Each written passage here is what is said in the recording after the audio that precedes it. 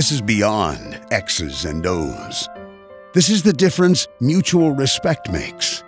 This is what character looks like. This is what defines us in North Carolina. This is sportsmanship. School sports, it's not the outcome that matters most, but the way the games are played. Welcome students and families to the 2015-2016 school year. Your high school is a member of the North Carolina High School Athletic Association. At the beginning of each sports season, member schools are required to share a variety of information with their staff. One of those requirements is that all coaches must view an eligibility presentation. Successful school athletic programs are made up with three vital components: the coach, the student athlete, and the parent or guardian. Because the content in this video is so important to the development and success of your athletic program, we want to share the information with our student athletes and their families. The following is an abbreviated version of the coach's presentation. Additional information for parents and students can be found on our website. Visit us at nchsaa.org and click on Parents and Students. We are excited about the new year and hope that this video is both informative and helpful for everyone. Please note, if you are a coach, the viewing of this video does not satisfy the coaching requirement. To view that video, please visit the NCHSAA website. The mission of the NCHSAA is to provide governance and leadership for interscholastic athletic programs that support and enrich the educational experience of students. The vision of the NCHSAA is to be the national model for developing and inspiring greatness through interscholastic athletic experiences.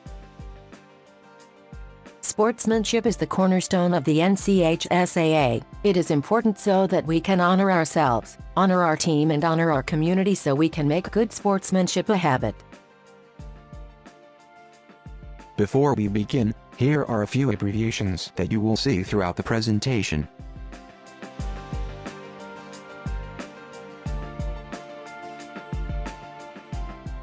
A student may not participate if he or she becomes 19 years of age on or before August 31, 2015. Attendance requirements are set by the LEA, as well as what is an excused and unexcused absence. LEA also determines length of day required to be counted in attendance. The 85% attendance rule is no longer an NCHSAA requirement. Local attendance policy may be more stringent in terms of counting earning credit for courses. Student athletes must 1. Pass a minimum load of coursework from the previous semester to be eligible at any time during the current semester. 2. Be enrolled for 1/2 of the minimum load in current semester. And finally, meet local promotion standards. Also note, all courses must be approved for credit. A minimum academic load with a traditional schedule is considered 5 courses. With a block schedule, a minimum is 3 courses. This applies to all student athletes, including seniors. No work previously passed by a student may be submitted as part of a minimum load. Summer school work used to make up part of the minimum load must be applied to the most recent semester. Credit for summer school work is the determination of the local unit. A detailed example of the NCHSAA academic requirements, inclusive of hybrid formats, can be found in Section 1.1.5 of the NCHSAA Handbook. Local units may be more restrictive, but not less restrictive, in regards to the academic requirements of the NCHSAA. A student not eligible at the beginning of the semester is not eligible at any time during the semester. This comes with an exception that if a student receives an incomplete or is awaiting a final grade due to EOC retesting or any other state-mandated testing, which causes him or her to fail to meet minimum scholastic requirements, is ineligible until the course is satisfactorily completed. Eligibility is restored immediately. The student must be a regularly enrolled member of the school's student body. The student must participate at the school to which he or she is assigned by the local Board of Education. The definition of a legal custodian is a person or agency awarded legal custody of a child. A student may not have 2 residences for eligibility purposes.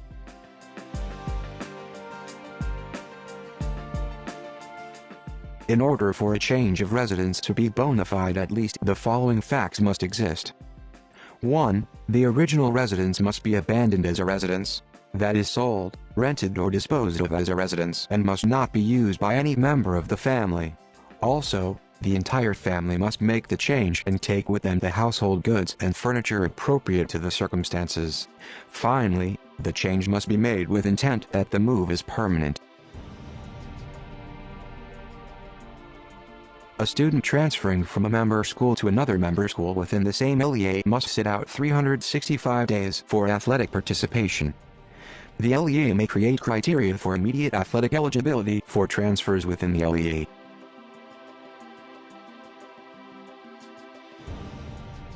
A student transferring from a member school in one LEA to another member school in another LEA without a bona fide change of residence must sit out 365 days for athletic participation. Exceptions for immediate athletic eligibility for a student who transfers from one LEA to a different LEA will be heard by a special transfer committee. A student is eligible at any school upon initial entry into the 9th grade.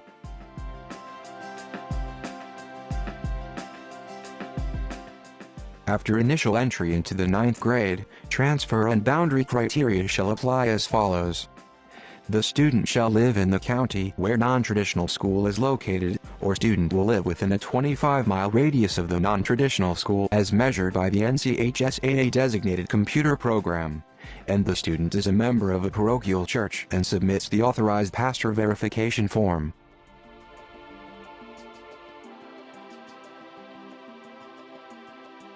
No student may participate at a second school in the same sports season except in the event of a bona fide change of residence of the parent, parents or legal custodian. Change of schools must be contemporaneous with change of residence.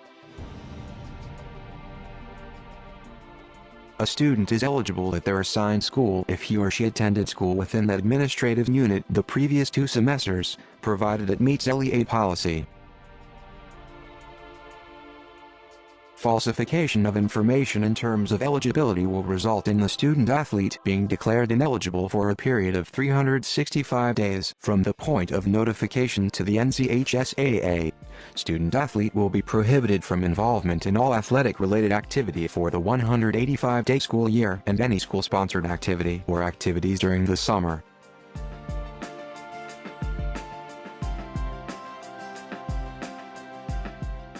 Student must receive a medical examination once every 365 days by a duly licensed physician, nurse practitioner, or physician's assistant. Students absent from athletic practice for 5 or more days, due to illness or injury, shall receive a medical release by a physician licensed to practice medicine, before admittance to practice or participated in contests.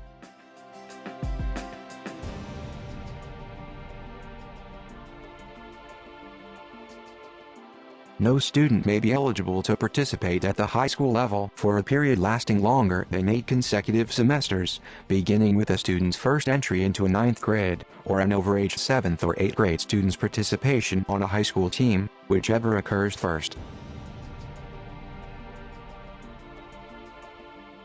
No student may participate at the high school level for more than 4 seasons in a sport, 1 season per year. For example, a student could not play fall women's soccer in one state, and then play NCHSAA women's soccer in the spring. A student must not be convicted of a felony in this or any other state, or be adjudicated as a delinquent for an offense that would be a felony if committed by an adult in this or any other state. During the school year, a student may not play, practice or be on the roster if deemed ineligible.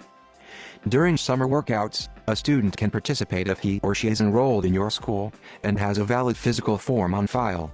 Any falsification of this documentation makes the student ineligible for summer workouts.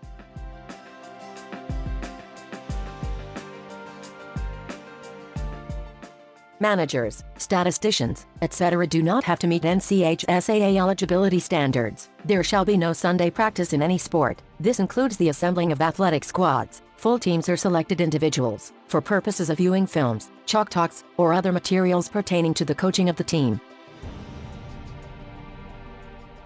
A student may not dress for a game or scrimmage when he or she is not eligible to participate in the game. If a student is ejected, he or she may be in the bench area but may not be in uniform. If a coach is ejected, he or she may not be on the premises during the contest and is not allowed to communicate with the coaches or team during the contest. To maintain amateur status, a student must not accept money or awards having utilitarian value for participation in athletics. A student may accept an award, each sports season, that does not exceed a value of $20. A student must not have signed a professional contract or played on a junior or community college team. Each coach must sign off on the eligibility summary form that is signed by the principal and/or athletics director. Master eligibility sheets are to be shared with each member school of your conference for each sport program. Each school must hold a mandatory parent-guardian meeting to have parents and students sign the eligibility and authorization statement to acknowledge that eligibility, sportsmanship policies and expectations have been reviewed. All coaches must complete the online NFHS Fundamentals of Coaching certification course prior to the first date of competition. This is for head coaches and assistant coaches. There is a $500 fine for non-compliance with an additional $500 fine for coaching in contest without NFHS certification. Cost of course is $35 and is a one-time completion requirement to be nationally certified. Each year, all coaches must complete the online NFHS Concussion in Sports, What You Need to Know course, or equivalent concussion curriculum prior to the first date of practice in their sport program. There is a $500 fine for non-compliance with an additional $500 fine for coaching in a contest without this certification. The course provides a guide to understanding, recognizing, and properly managing concussions in high school sports. The NFHS course is offered free of charge, only takes 20 minutes to do, and is an annual requirement for all coaches. A concussion is a traumatic injury to the brain. Symptoms can be any of the following: headache, confusion, amnesia, vision changes, loss of consciousness, dizziness, irritability or emotional changes, nausea and/or vomiting, fatigue, feeling sluggish or slow and described as foggy, someone having their bell rung, excessive fatigue or drowsiness. Any signs or symptoms after a blow to the head is a concussion until proven otherwise. A high school athlete should never return to play on the day they suffer a concussion. Returning an athlete to play before complete resolution of symptoms can lead to recurrent concussion, prolonged post-concussion symptoms, or even second impact syndrome, which could be fatal. An athlete with suspected concussion cannot return to play until he or she is cleared by a licensed medical physician. Managing concussions is difficult even for well-trained and experienced medical providers. Coaches, you do not want this responsibility or liability. This is a state law. Here is our take-home point about concussions. At the end of the day, it's not an athlete's knee, ankle, or elbow, it's their brain, and you cannot get this one wrong. When in doubt, sit them out. Participants, coaches, and other team representatives and game officials, including chain crew, official scorers and timers, should not use any tobacco product, alcoholic beverage or controlled substance at a game site. Violation of the policy will be ejection from the contest. When a head coach is ejected from a contest, he or she must take the NFHS Teaching and Modeling Behavior course before returning to coaching. The cost of the program is $20, and proof of completion must be sent to Associate Commissioner Mark Dreibelbus. Failure to do so will result in forfeiture and a $500 fine. This is in addition to the ejection policy criteria sanctions as stated in the NCHSAA Handbook.